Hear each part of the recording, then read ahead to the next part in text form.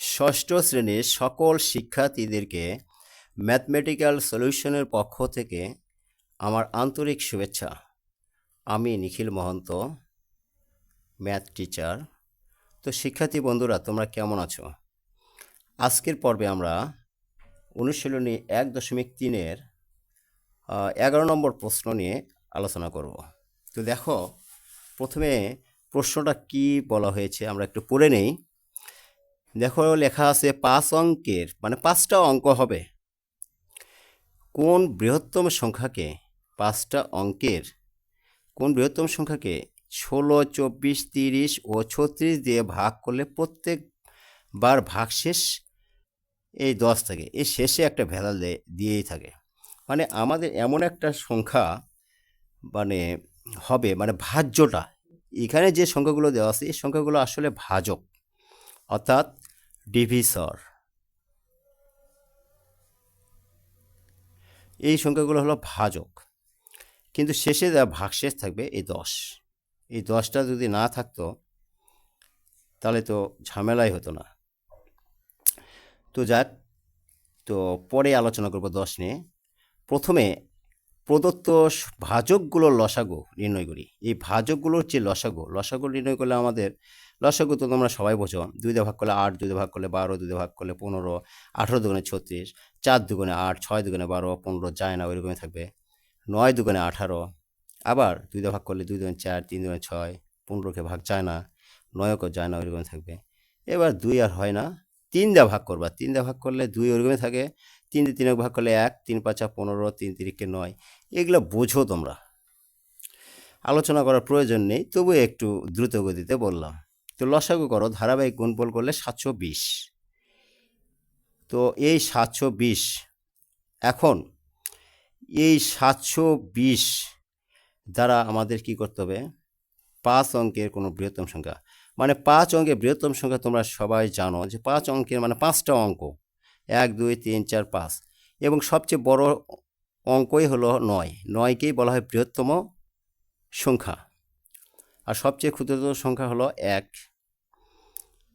তো দেখ, সবচেয়ে বৃহত্তম সংখ্যা হলো 9, 5 অঙ্কের বৃহত্তম সংখ্যা 5টা 9। এই যে সংখ্যাটা পেলাম, এই সংখ্যাটাকে 720 দিয়ে আমাদের কি করতে হবে? 720 দিয়ে ভাগ করব। ভাগ করার পর দেখো,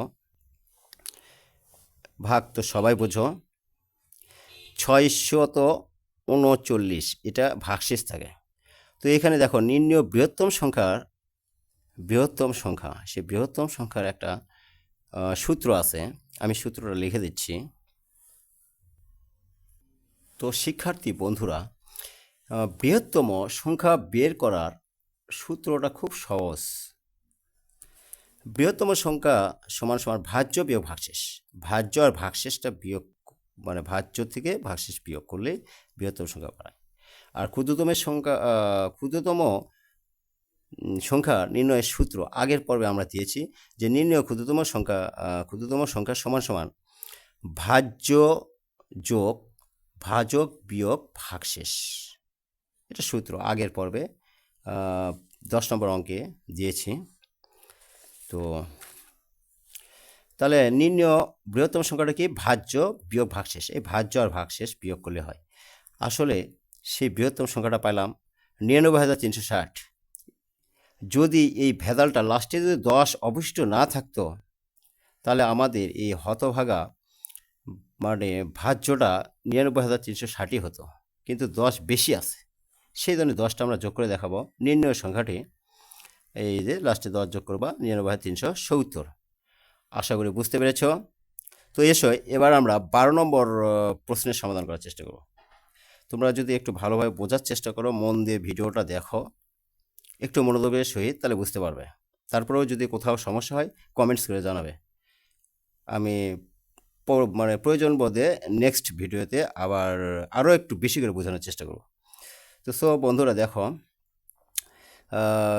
12 নম্বর প্রশ্নে কি বলা হয়েছে? কোনো বাস স্ট্যান্ড থেকে 4টি বাস একটি নির্দিষ্ট সময়, মানে নির্দিষ্ট যে কোনো একটা সময়, 12টা 13টা যে কোনো সময়ই হোক না কেন, সেই সময় পর যথাক্রমে 10 কিমি, 20 কিমি, 24 কিমি ও 32 কিমি পথ অতিক্রম করে। কমপক্ষে কত দূর পথ অতিক্রম করার পর বাস 4টি একত্রে মিলিত হবে। তাহলে এটা মানে অত্যন্ত সহজ একটা অঙ্ক। এই সংখ্যাগুলো, এই যে 4টা বাস যাচ্ছে 10, 20, 24 আর 32-এর লসাগুই হবে নির্ণয় কি লসাগুই হবে বাস 4টি একত্রে মিলিত হওয়ার সময়, মানে এদের যে মিলিত হওয়ার। তাহলে লসাগু করলে, লসাগু তো সবাই বোঝা, আমি আর বুঝাতে চাচ্ছি না। লসাগু করলে আসলে 480, এই 480 কিলোমিটার যাওয়ার পরেই, মানে 480 কিলো যায় আর কি 4টা বাসই মানে একই সাথে মিলন হয়, ঘটবে একই স্থানে, যে কোনো একটা স্থানে যায়, মানে অর্থাৎ 480 কিলো দূরত্বে গিয়ে এই 4টা বাসই দেখা যাবে পাশাপাশি সেম। আবার আগ পিছ হবে, কেউ যার গতি বেশি তাই আগে যাবে, যার গতি আরও বেশি তাই আরও আগে যাবে, কিন্তু 480 কিমিতে গিয়ে সবাই একই মানে একই সাথে মিলিত হবে। আমি ছোট্ট একটা উদাহরণের মাধ্যমে বুঝে দিচ্ছি।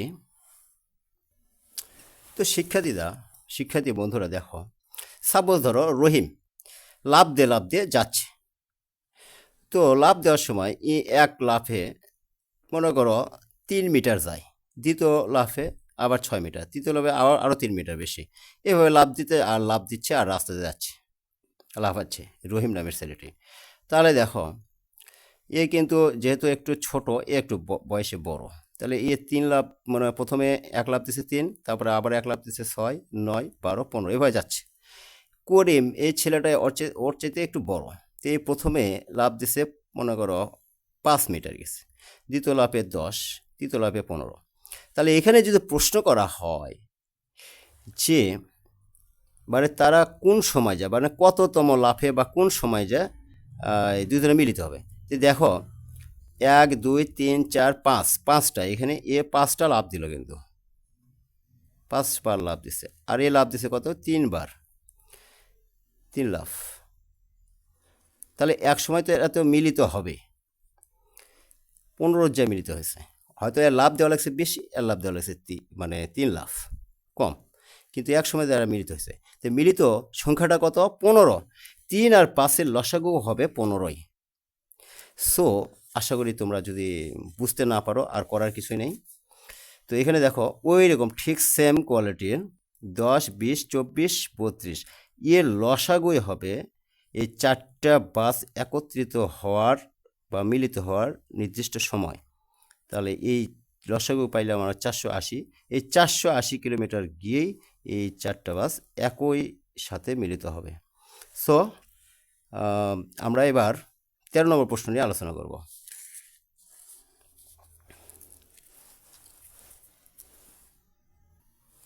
তো মাই ডিয়ার স্টুডেন্ট, আমাদের 13 নম্বর প্রশ্নটা একটু পড়ে দেখি কি বলছে।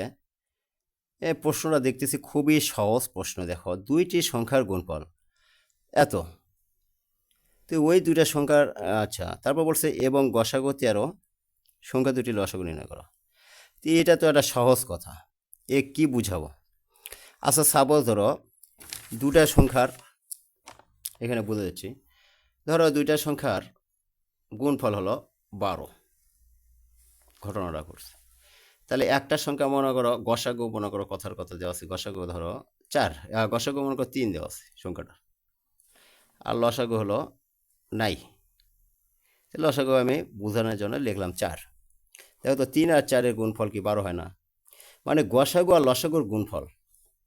আসলে এখানে একটা সূত্র আছে, কি 2টি সংখ্যার গুণফল গসাগু গুণ লসাগু, মানে গসাগু আর লসাগু গুণ করলে ওই 2 সংখ্যার গুণফলটা বাড়ায়। তাহলে দেখো 2 সংখ্যার গুণফল যদি 12 হয়, তার মধ্যে একটা যদি মিসিং হয়, মনে করো 4 নাই, 4টা নাই, তাহলে এটা দিয়ে ভাগ করলে তো এটা বাড়াবে। আবার এটা যদি মিসিং হয়, তাহলে এটা দিয়ে ভাগ করলে, অর্থাৎ আমরা যদি এটা মনে করো লসাগু আর এটা হলো গসাগু, গতে গসাগু লতে লসাগু, লসাগু দিয়ে ভাগ করলে, অর্থাৎ 4 দিয়ে ভাগ করলে 3 বাড়াবে, 3 দিয়ে ভাগ করলে 4 দিয়ে বাড়াবে, গসাগু দিয়ে ভাগ করলে লসাগু বাড়ায়, লসাগু দিয়ে ভাগ করলে গসাগু বাড়ায়। সহজ ম্যাথ। তো এখানে দেখো 2টি সংখ্যার গুণফল গসাগু গুণ লসাগু, তাহলে 2টি সংখ্যার গুণফল তো এখানে দেওয়া আছে 3380, আমরা লিখলাম ইকুয়াল টু, তাহলে এখানে দেখো গসাগু দেওয়া আছে কত, আমাদের গসাগু 13 দিয়ে দিলাম, আর লসাগুটা নাই।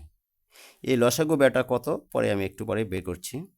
তো এখানে একটা সমীকরণের নিয়ম আছে, তোমরা ক্লাস 6-এর ছাত্র, সমীকরণের জন্য পক্ষান্তর করার সময় এক পাশের কোনো সংখ্যাকে অপর পাশে মানে পক্ষান্তর করার সময় তোমাদের খেয়াল রাখতে হবে ওই সংখ্যা যে সংখ্যাটি আমরা পক্ষান্তর করতেছি ওই সংখ্যাটি কী অবস্থায় আছে ওর অবস্থাতে দেখতে হবে।